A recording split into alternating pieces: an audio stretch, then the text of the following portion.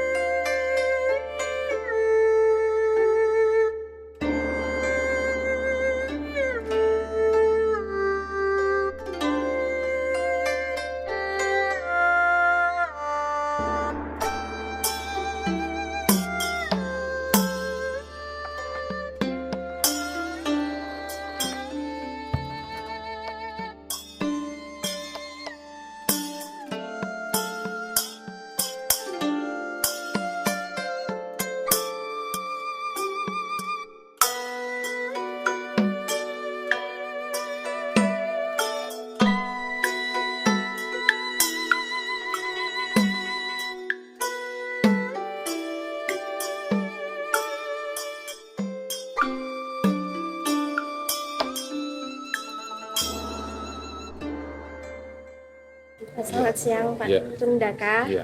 Kami di sini mewawancarai Bapak terkait dengan kebudayaan Cina yang ada di Kebudayaan Tionghoa. Iya. Tionghoa Ya. di Kampung Ketandan. Oke, sebelumnya kita belum kenal kan Pak. Perkenalkan saya Bagas. Ini Astrid, saya Alia. Ya.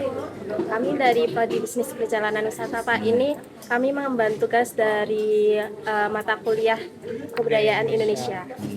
Jadi kayak kita tuh diskusinya lebih ke daya tarik wisata Iya. orang ke Kampung Ketandan itu. Ya. Nah, terus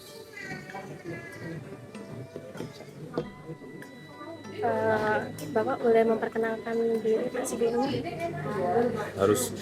Ya, seperti nama. Ya, nama saya Cundaka Prabawa. Saya sebagai Ketua RW 05 di Kampung Ketandan. Ya. Kampung Ketandan sendiri, sejarah Kampung Ketandan tadi Anda bertanya. Kampung Ketandan sendiri dari kata tondo. Kondo. Tondo itu adalah kepangkatan pejabat pajak saat itu. Waktu Indonesia belum berdiri. NKRI belum ada, itu tahun 1790. Ya, 1790 NKRI belum ada, akan berbeda 1945. Jadi tondo itu adalah petugas pajak saat itu. Petugas pajak itu bukan menarik pajak orang-orang pribumi saat itu yang disebutkan pribumi. Dia menarik pajak para pengusaha Tionghoa dan Arab dan India. Karena Arab India kan juga pendatang. Iya. Mereka pasti berbisnis juga kan. Nah, mereka menarik pajak dari pengusaha-pengusaha saat itu yang disetorkan ke keraton. Jadi mereka adalah petugas pajak. Makanya daerah yang dimana tugas pajak tinggal itu akan dinamakan Ketandan. Dari kata tondo. Nah sekarang kita bertanya Ketandan tuh usianya berapa? Nggak tahu sih Pak. 1790 sudah ada. 200 tahun lebih. Jadi Kampung Ketandan itu dibangun hampir berbarengan dengan Pura Pakualaman. Ya. Kampung Ketandan itu bukan orang Tionghoa asli dari Tiongkok datang ke sini enggak. Bukan. Mereka adalah peranakan. Tahu peranakan? Nggak tahu. Akulturasi ya. Pasti akulturasi. Ayo Pak, peranakan. Peranakan Tionghoa, peranakan Arab, peranakan India, tahu nggak artinya peranakan? Turunan. Pasti keturunan, Oke, pasti Tionghoa nikah sama pribumi terus menghasilkan cerdas kan. ya, Jadi akulturasi, nah itu orang Ketandan. Ya, jadi emang sudah ada akulturasi di situ.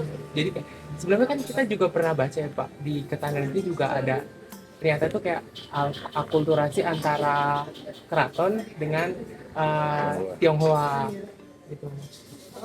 pasti itu.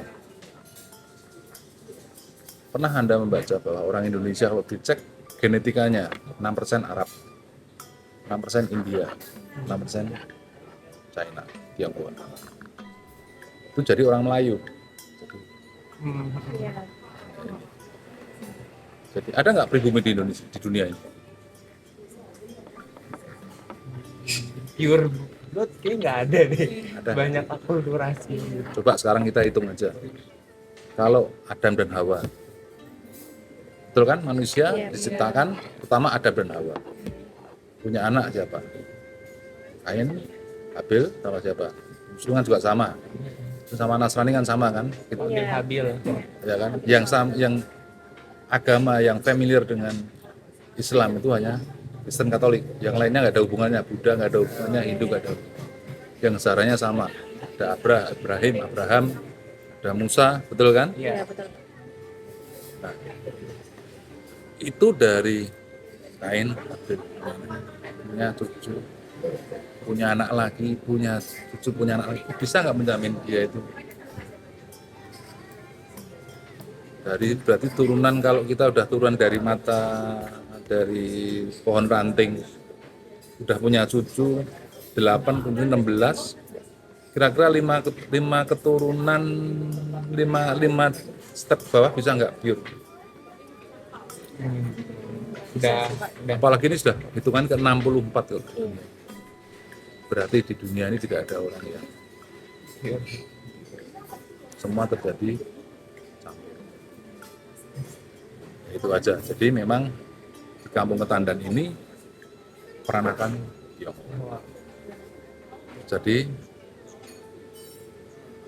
alkulturasi betul terjadi, kawin campur betul. Bahkan Tan Jinsing sendiri, Sodinrat sendiri, dia bukan orang Tionghoa asli. Bapaknya adalah Demang Beber dari Wonosobo. Ibunya adalah Raden Ayu Patrawijaya, adalah putri dari Sunan Amangkurat IV. Karena bapaknya meninggal, Tan Jinsing diadopsi oleh orang kapiten Tionghoa di Wonosobo. Namanya Wei Tik Liong. Ya. Jadi orang Tionghoa di Jawa ke kawin sama orang Tionghoa lagi. Umet toh, pusing kan? Kenapa ada akulturasi, ada tali benang-benang antara Ketandan dengan Keraton? Karena cucu dari Sesodiningrat, anak dari Raden Kadang, Sesodiningrat II, itu dipundhut mantu oleh HB4. Jadi kerabat keraton dari sisi Tionghoa itu di Kampung Ketandan. Berarti akulturasi sudah berlangsung lama sekali ya. Jadi kalau kita melihat bahwa sebetulnya keraton sendiri ada darah Tionghoa, apalagi keraton Solo, apalagi Cirebon, Demak, betul ya. Demak itu Raden Patah, betul. Itu Tionghoa. Jadi memang balik lagi ke laptop bahwa Kampung Ketandan ini sudah sangat tua sekali, bahkan sangat apa ya, salah satu tempat yang bersejarah di kota Jogja selain keraton sendiri, Taman Sari, Kota Gede, Kampung Ketandan, Pakualaman. Ini sangat erat sekali. Apalagi Untuk pertanyaan selanjutnya, sebelumnya kan saya asal dari Tangerang Pak, dan Tangerang itu juga banyak Tionghoa dan kampung pecinaan. Nah tadi kita juga sebelumnya ini udah ya, iya benar Pak, benar. Saya pernah ke situ dekat apa sih, pasar. ya, dekat pasar. Ini Saya kakak pernah angkat ke situ. saya, Pak Udaya Halim. Saya panggil Kodek, itu gede. Kebetulan kan tadi kita juga baru ke Kampung Ketandan ya untuk nge-shoot. Nah, dari sisi kami Pak, dan perbandingan saya, justru kenapa lebih kental yang ada di daerah Tangerang dibandingkan yang daerah Jogja itu Pak. Karena kan saya juga sering lihat kalau di daerah saya itu yang Tangerang itu kayak udah banyak wihara gitu, terus habis itu banyak mereka kayak istilah Chinese food, sedangkan kayak di sana lebih banyak jual emas gitu Pak. Apa itu juga termasuk akulturasi atau seperti apa Pak untuk daya tarik wisatanya? Saya jelaskan dari Kampung Ketandan dulu. Iya. Dari Kampung Ketandan sendiri dulunya bukan toko mas baru ada tahun 1950. Toko-toko barang kebutuhan pokok itu tahun 1900. Sebetulnya adalah sebelum NKRI berdiri, itu adalah ya kantor pajak. Tahun 1945 dan 1945 itu mulai ada toko-toko kebutuhan pokok, jamu dan lain-lain. 1950 karena tren itu toko mas, akhirnya perkembangan dari toko mas tahun 1950. Nah, itu yang pertama. Tentang apa udah? Tentang Tangerang. Kembali ke Tangerang. Karena memang pergerakan dari pendatang dari China waktu itu memang lewat pantai, pelabuhan laut, karena mereka naik kapal. Memang kampung pecinan yang ada di Tangerang jauh lebih tua daripada yang ada di Kampung Ketandan. Karena kenapa? Mereka dari pantai, baru mereka turun ke daratan yang ke tengah. Nah, kalau Tangerang jauh lebih tua, pasti. Karena pusat perdagangan awal mereka lewat dari pelabuhan. Kan Tangerang ada pelabuhan kan? Iya ada. Makanya memang kalau Tangerang bagus, Lasem jauh lebih bagus. Lasem sampai dibeli mini Tiongkok jauh lebih bagus. Cirebon juga bagus. Tegal juga banyak. Semarang juga jauh lebih bagus dari Jogja karena dia ada pelabuhan. Oh iya, pinggir pantai soalnya. Ya. Itu ceritanya. Kenapa Tangerang jauh lebih bagus? Ya itu jawabannya. Karena dia di kota pelabuhan, dia di pinggir laut. Jadi emang di Jogja karena peranakan aja kali ya Pak. Apa dari zaman dahulu kayak pernah apa sih? Nggak tahu kayak dulu tuh berarti emang misinya dari Tionghoa itu datang ke Indo berdagang di Yogyakarta atau sehingga menjadi pusat di situ atau Ya memang gini ya, setiap kalau kita melihat dari pergerakan dari pasti ada. Jadi memang migrasi orang Tionghoa dari China terakhir itu 1890 di awal tahun 1900-an sebelum tahun 1900 terakhir karena penjajahan Jepang di sana. Kalau awal masih dagang, kalau ini pengungsi, namanya orang dibilang singke, orang kita bilang singke, itu singke, bahasa Melayu singke, pendatang baru. Itu pendatang terakhir 1890. Ya, itu pendatang terakhir. Pendatang awalnya 1000 tahun yang lalu sudah datang ke sini. 800 tahun yang lalu sudah banyak yang datang ke sini. Bahkan Sriwijaya, Majapahit, zaman Singosari aja orang Tionghoa sudah ada.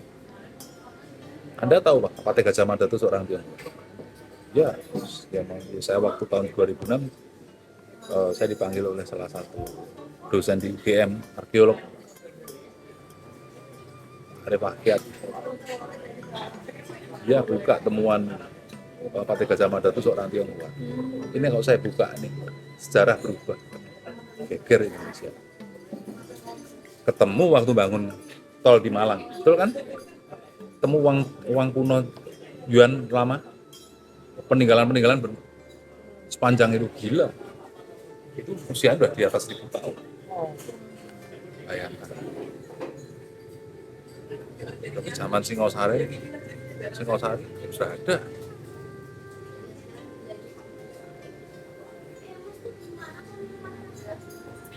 Dari makanan aja udah sekarang kita ngomong, kalau kita nggak percaya apa aja makanan yang sudah beralkulturasi. bakso, ya kan? Apalagi Somai yang pinggiran Apalagi? juga apa ya? Nasi goreng akulturasi atau nasi goreng juga dari sana, Jauhan.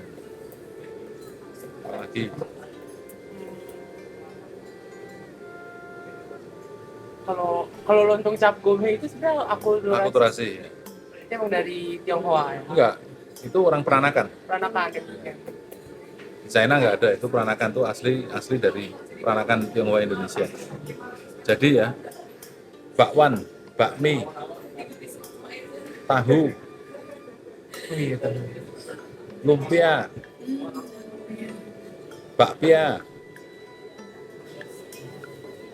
betul kan? Wedang ronde. Pernah makan apa? Wedang ronde itu dari mana? Menurut kamu?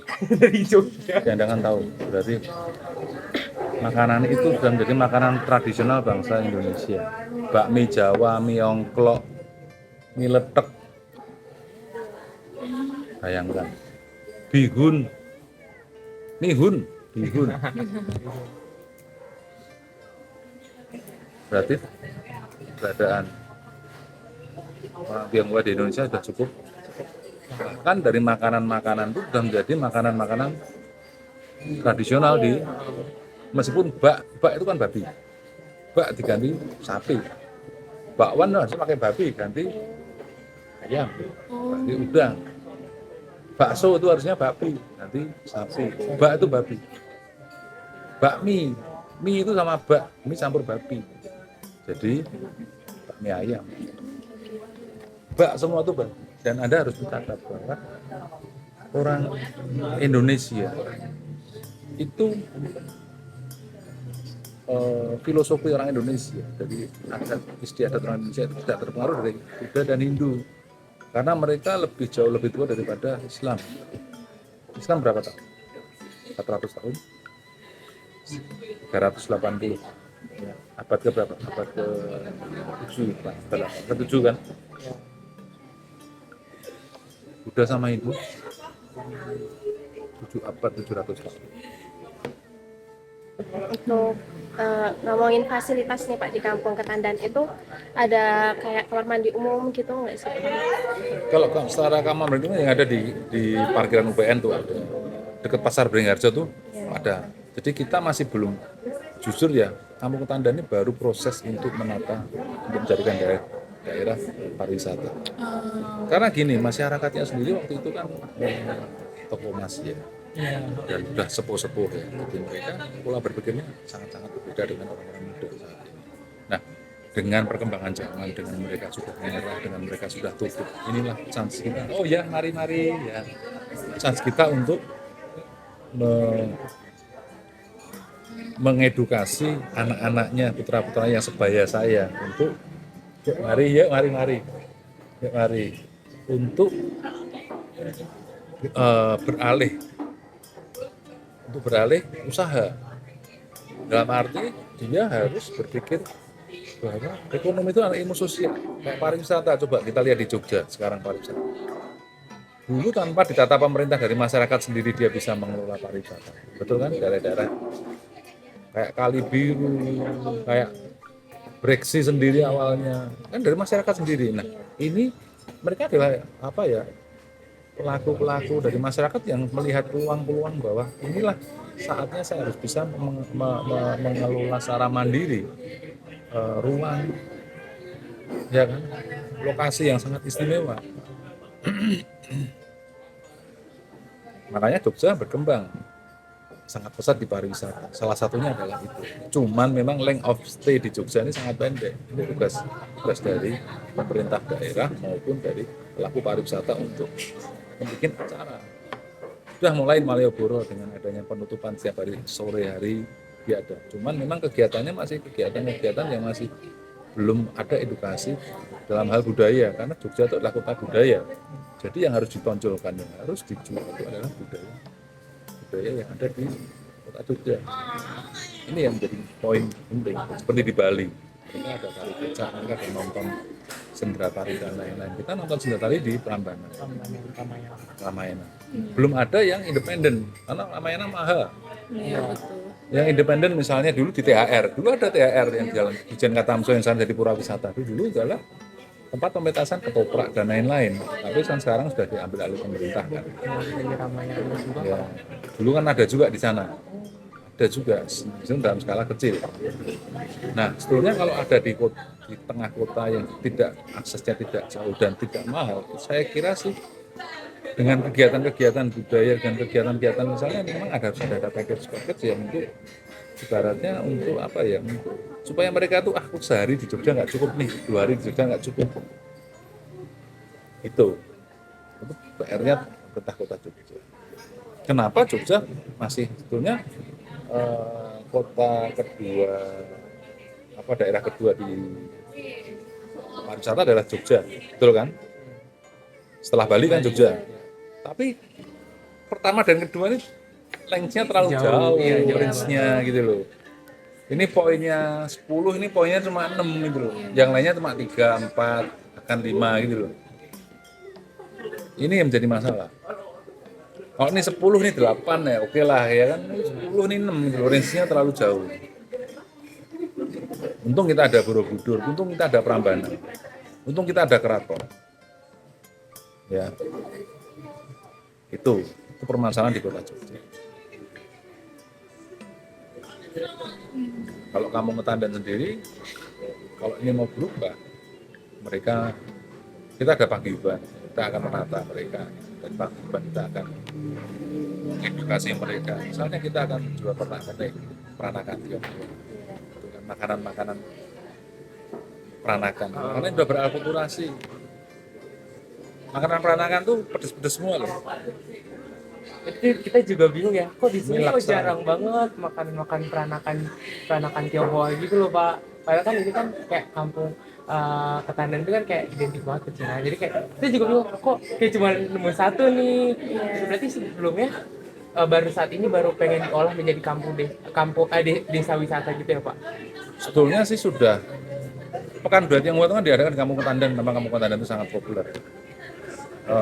Memang setelah kita sulap 1 minggu menjadi kampung pecinan dengan event yang sangat luar biasa, sehari sampai 8.000 sampai 9.000 pengunjung.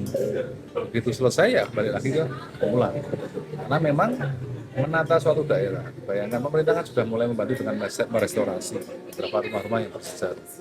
Cuman kan butuh biaya banyak. Kalau sebelum COVID itu kita 16 rumah rencana. Bukan saya masuk di tim itu. Begitu COVID tinggal 8 rumah, kurangnya lagi tinggal 4 rumah. Yang 4 rumah itu kemarin yang mereka laksanakan. Itu butuh biaya sudah hampir 3, sekian miliar. Yang dulu tuh 16 rumah itu sekitar 8 miliar atau 12 miliar.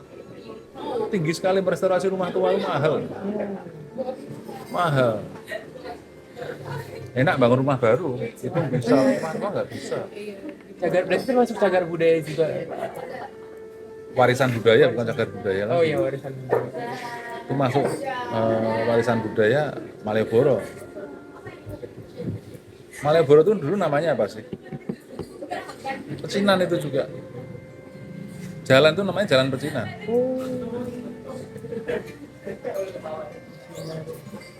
Jadi memang orang Belanda itu kan mengelompokkan supaya mereka tidak bersatu.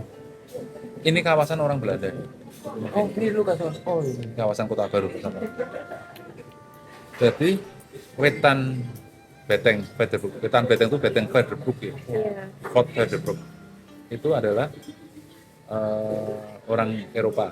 Timoho, Bajiro, Kota Baru. Sebagian di Lor Tugu itu juga orang Tionghoa sama orang Belanda. Yang di mana? Cemoro Jajar.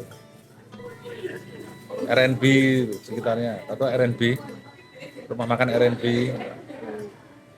Kalau perempatan STM, perempatan Jetis tahu tuh? Jetis ke Jalan Magelang. Oh, tahu. Nah itu kan ada perkampungan juga, perkampungan orang Belanda juga. Cuma itu yang level pegawai rendahan. Bahan Siro tuh yang menengah di sini pejabat. Oh, ini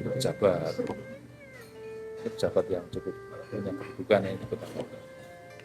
Nah, supaya kalau orang Tionghoa itu di Lor Beteng, Ketandan, Malioboro, Gandean, Poncoknetan, Ranggan, Ngabean, itu di sini. Orang Tionghoa ditaruh di sini. Pantesan bisa lihat kayak arsitekturnya itu dari Keranggan itu juga kayak Iya. mirip-mirip gitu Iya. Pak. Rumah-rumahnya. Ya. Kan Monde itu juga daerah. Nah, kalau Gondomanan campur, ada beberapa orang Tionghoa, tapi ada beberapa orang masyarakat pribumi. Kalau Kadipaten, Wirobrajan sampai Matri Jeron sampai Patangpulan, mereka di dikelompokkan supaya nggak bersatu. Kalau bersatu Belanda juga repot. Nah, Pak Harto itu meniru untuk mempertahankan kekuatannya. Kalau ini enggak ya, orang Tionghoa kan punya duit. Orang masyarakat Indonesia yang lain, orang pribumi punya masa. punya power.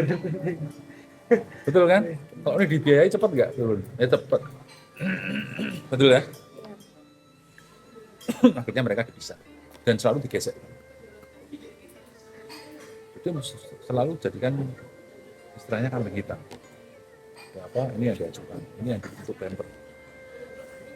Jadi kita bayangkan dulu sengsaranya kayak apa. Bahkan 1998 itu terakhir, jangan sampai terulang lagi secara yang sangat buruk. Mungkin Anda juga melihat banyak diperkosa juga kan. Apalagi daerah Tangerang juga, wah, banyak ceritanya Pak. Banyak diperkosa. Itu bukan hanya orang Tionghoa, orang pribumi pun juga banyak yang masuk di mall dibakar mati semua ribuan. Iya, benar. Itu pelanggaran hak asasi manusia yang sangat luar biasa. Diperkosa kayak digilir 6 bunuh. Sampai ada salah satu artis kita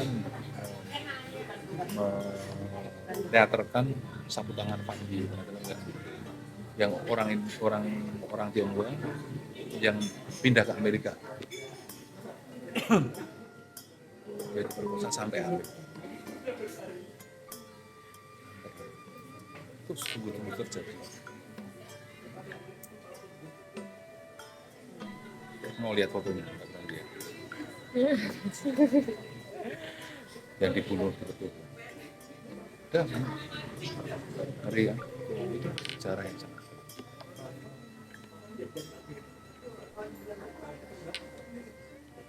Itu bukan orang hidup, orang-orang yang buat aja. Masyarakat yang disuruh kan, ayo bicara, masuk di mall bakar mall. Ribuan yang mati. Di korbannya sebenarnya juga bukan dari orang pribumi. Itu puluhan ribu yang meninggal kerusuhan 1998. Sejarah yang kelam. Anak saya lahir yang kecil. Itu gimana tuh Bapak? Bapak akhirnya pas tahun itu? Ya saya di rumah, di sini di Petandan saya harus mengamankan kampung ya. Kita ronda 24 jam waktu gerakan mahasiswa. Mahasiswa kan bersatu tuh menurunkan Pak Harto. Iya. Tahu nggak dari UGM sampai alun-alun itu nggak putus lautan manusia mahasiswa semua. Teriakannya gantung Soeharto. Turunkan Pak Harto. Itu ada yang nyulut selesai itu Jogja. Saya nyediain aqua itu hampir 250 karton. Saya bagi-bagi di demonya waktu itu. Bagi makanan sama bagi aqua. Saya udah di rumah udah berangkat nih hidup dan mati deh. Iya. Ceritanya tadi dari dulu juga Pak. Iya, ada filmnya juga, saya nonton filmnya. Ngeri ya? Iya, ngeri. Saya kan dulu yang daerah saya katanya juga mallnya dibakar tuh di Pokarawasi sampai di basementnya juga banyak yang meninggal. Parah itu, Sangat mengerikan. mengerikan banget. Makanya sejarah ini jangan sampai terlupa. Dengan perkembangan politik kayak gini ini kan politik agak benar kita lihat. Kita sebagai seorang intelektual, jangan sampai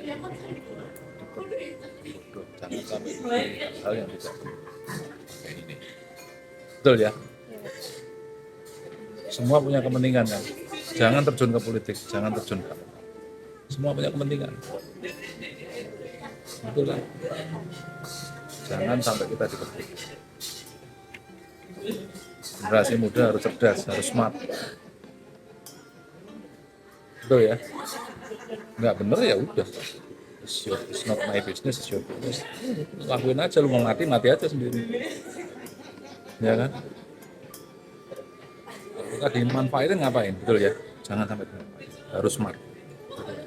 Apapun harus smart. Jangan sampai dimanfaatin oleh kelompok maupun orang lain. Itu aja pesan saya. Saya selalu menyampaikan ke mahasiswa kita harus smart, harus pintar, harus cerdas. Jangan sampai dimanfaatin oleh kelompok maupun kepentingan. Dan dia punya kepentingan. Betul kan? Dengan pure dia nabi bukan, ya kan? Politik itu kotor. saya paling nggak suka. Lanjut. Untuk atraksi sendiri kan di Kampung Ketandan banyak event-event gitu ya Pak. Nah, Pas itu PBTY aja. Nah iya begitu ya. Kalau yang nanti yang kedepannya kita bakalan, kalau ini bisa terlaksana tiap minggu mungkin kita ada food bazar maupun kita ada, karena dengan lokasi maupun dari bangunan-bangunan yang sekarang sudah mulai direstorasi, ini satu hal yang bisa kita jual. Tapi hal-hal yang krusial masih belum kita laksanakan. Kita di museum Peranakan belum bisa dilaksanakan. Nah, pemerintah juga masih sulit kan. Besok tempe, besok delay, ganti pemimpinan balik lagi. Kan pimpinan kan paling 2 tahun 3 tahun ganti kan. Iya. Nah, itu susah. Harus ada museum. Kalau ada museum itu baru bisa. Ya saat ini belum terlaksana. Tapi sedang proses pembuatan. Dulu pernah proses tapi karena COVID berhenti dan stuck. Sekarang malah jadi kantor untuk apa ya? Untuk sumbu filosofi yang ini. Saya keras sekali waktu menyampaikan sumbu filosofi itu sebenarnya sesuatu hal yang abstrak. Jadi memang itu dulu namanya garis imajiner. Itu memang suatu kekuatan kalau di Feng Shui. Bahkan pesawat tidak berani menentang jalur itu, bisa stop. Ada suatu energi. Dan garis imajiner memang waktu diperkenalkan sebagai seni filosofi, memang harusnya ada beberapa hal yang harus disiapkan. Makanya untuk kawasan ibaratnya warisan budaya atau diakui oleh UNESCO ini kan belum terlaksana, banyak PR-nya. Dia ingin menunjukkan bahwa ini filosofi tentang keraton, Tugu, Merapi, sama Patung Perapiak. Sama Laut Selatan, Perapiak, Laut Selatan. Cuma satu garis. Namanya garis imajiner. Tuh. Nah ini kan saya juga waktu menjadi narasumber sebagai dari tokoh masyarakat waktu itu, saya juga nyampaikan ini sangat sulit sekali. Dengan persiapan kayak gini saya yakin belum bisa lah, bukan tidak bisa, masih banyak PR-nya. Karena memang dari sisi Feng Shui, dari sisi tata letak ini mau dari UNESCO kan nggak bisa menerima dong. Yang kita jual dari garis imajineri ini, dari sumbu filosofi ini, kan ditunjukkan tentang pengelolaan tentang budaya-budaya yang ada di sekitarnya. Nah, ini kan berbeda hasilnya konsepnya. Ada, tidak ada kan, sama kan? Kenapa dulu dibikin kan bukan itu? Ini yang jadi masalah. Saya bilang nggak jelas. Saya kan jadikan pembicara juga untuk di kampung menjelaskan. Saya bilang saya nggak jelas ini maksudnya apa. Karena memang kurang pas. Harusnya memang dipersiapkan, digali lagi. Angel itu, susah itu. Betul kan? Kamu udah pernah baca belum tentang sumbu filosofi? saya belum pernah. Pernah baca? Filosofi pernah dengar karena salah satu dari teman kita juga cerita tentang itu, karena kan lahir dari Merapi, terus pokoknya nanti endingnya di Laut Selatan gitu. Kita lihat ya. Akhirnya sih gitu sih Pak. Susah kan? Enggak. Ya memang susah lah. Hal yang tidak gampang untuk mengklaim, mendeklar kawasan yang sebetulnya menurut saya juga bukan itu maksudnya itu. Jadi susah. Ya. Nah, makanya Kampung Ketandan kan salah satu ini pecinan, ini kawasan lewat belakang betul keraton, belakang nanti ada Kadipaten, Gamelan, ada Pawiro Taman, Mangkuyudan, baru Panggung Perapiak kan. Nah ini apa yang mau dijual, apa yang mau ditawarkan, filosofinya apa, makna ini apa, ini kan nggak jelas. Ini yang saya masih rancu, bagi kami masih rancu. Mengadakan yang sebetulnya bukan, ya ada tapi bukan itu loh maksudnya. Ada tapi bukan itu maksudnya, kan susah kan jelasinnya gimana. Kamu membuat sesuatu hal yang sebenarnya tidak ada kaitannya ke situ, kan susah kan. Sebetulnya daerah itu luar biasa, tapi bukan itu gitu loh. Susah kan?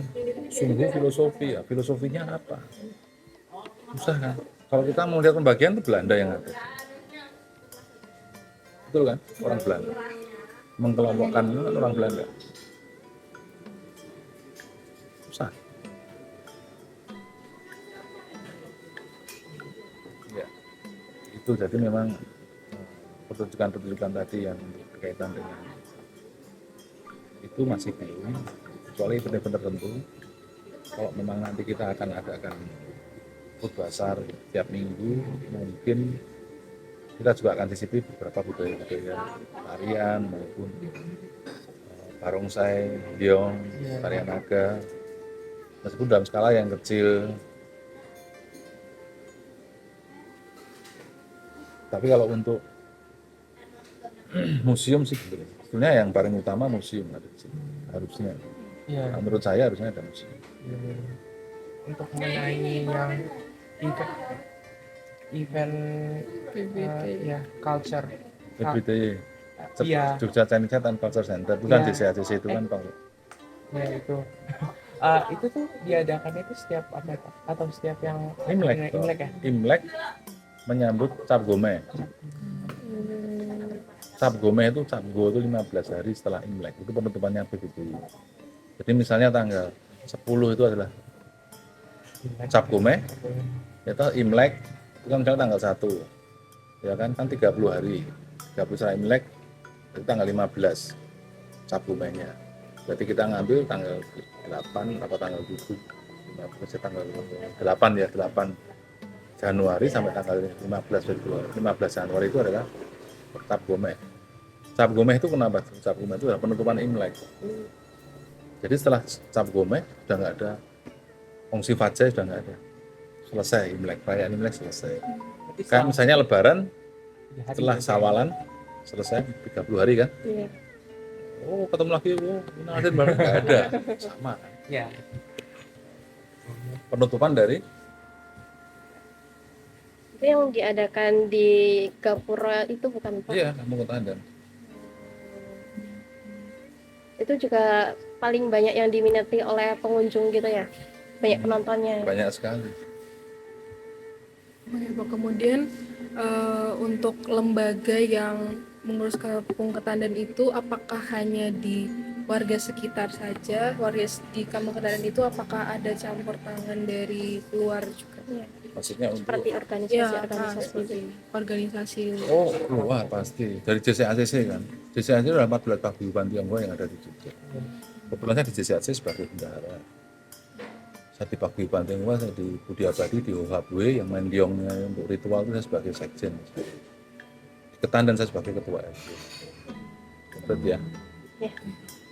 Jadi memang bukan orang Ketandan sendiri yang mengadakan. Orang Ketandan sendiri nggak mau.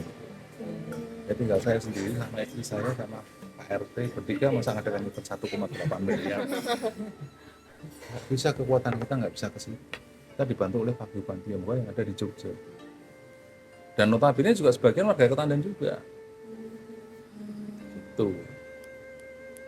Kalau untuk Karang Taruna di Kampung Tandan itu ada tidak ya Pak? Oh tidak. Karena banyak kan di sana juga pengusaha kerja pulang beda sama di kampung. Kampung Ketandan itu sangat unik. Bahkan saya Pak RW aja jarang ikut rapat. Cuma rapat dan sekian bisa saya ikut rapat. Kan kita buat pensiunan. Saya 5 periode jadi ya. Wah. Tapi berapa lurah yang udah saya. Dan lurah udah tahu semua. Saya nggak mungkin bisa ikut rapat. Camat itu ada berapa camat? 4 camat. Selama saya jabat itu 4 camat. Bayangkan, RW terlama. Mengenai yang acara culture itu Pak, biasanya dari warga kampung Ketandan itu berperan aktif di event itu tuh ngadain apa aja Pak? Misalnya kayak atau barongsai gitu atau biasanya Sebetulnya saya kan juga termasuk warga nih. Saya sebagai panitia. Betul kan? Iya betul, Iya, betul, betul, Pak. betul. Ada nanti istri saya sebagai panitia Bu RW. Pak RT 19 Pak Agus, Bu Agus sebagai panitia. Itu pertama. Kedua, untuk mengisi acara sih enggak, pasti enggak kan. Mereka juga orang paguyuban semua, sama-sama di paguyuban juga. Jadi kita ya juga membantu kewilayahan, membantu keamanan, membantu misalnya kita juga memamerkan dari UMKM sendiri, ya kan. Kekuatan warga itu dia dari makanan kecil, makanan-makanan tradisional yang ada di Kampung Ketandan kan ada juga. Nah, itu yang kita kita ikut berperan di situ. Tapi secara untuk pengisi acara enggak lah. Kita enggak punya kekuatan itu tuh, yang bisa di situ hanya kekuatan paguyuban karena memang beda ya kita dengan kampung-kampung yang lain. Bayangkan anak-anak aja, yang anak muda aja enggak banyak, paling cuma enggak nyampe 10 orang. Besar sedikit lulus kuliah ke Jakarta. Betul kan? Anda juga sama tuh. Iya. Nah sekarang yang tinggal di daerahmu habis nggak? Betul ya? Iya. Kamu besok juga balik? Iya, ke balik. Tangerang juga? Balik ke Tangerang. Jakarta kan masih? Ya. Apalagi? Itu sih Pak, kita wawancara kita mengenai Kampung Ketandan ini ternyata banyak insight baru yang belum Iya. kita tahu, apalagi khususnya masyarakat Tionghoa di sana yang tinggal ya. Terus habis itu ternyata akulturasi di Tionghoa dengan pribumi sangat kuat sampai sekarang. Iya. Banyak pendahulu kita juga yang akulturasi juga, banyak makanan Indonesia, ternyata impactnya Iya. sebesar itu dan udah ada di Indonesia itu selama itu ya. Iya. Jadi pesan saya terakhir nih, nggak apa-apa, ini direkam nggak apa-apa. Walaupun pesan Anda juga harus tahu salah. Jadilah penerus bangsa yang pintar, yang smart, yang cerdas. Jangan sampai dipengaruhi hal-hal yang tidak perlu, yang merugikan kita sendiri. Bangun bangsa ini. Karena Indonesia ini adalah bangsa yang sangat kompleks. Kita bukan dari satu suku, kita ada berapa puluh suku, bahkan berapa ratus suku. Ratusan.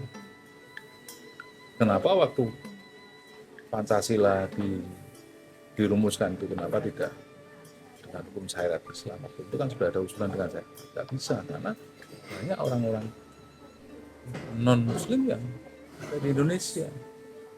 Akhirnya ketuhanan yang Maha Esa. Bahkan zaman saya masih kecil, di keluarga dulu kan kawin campur bisa antara Islam sama Katolik, Kristen Katolik bisa. Ya anaknya mau ada yang Muslim, ada yang Kristen, ada yang Katolik, bebas, mereka nggak masalahin kok.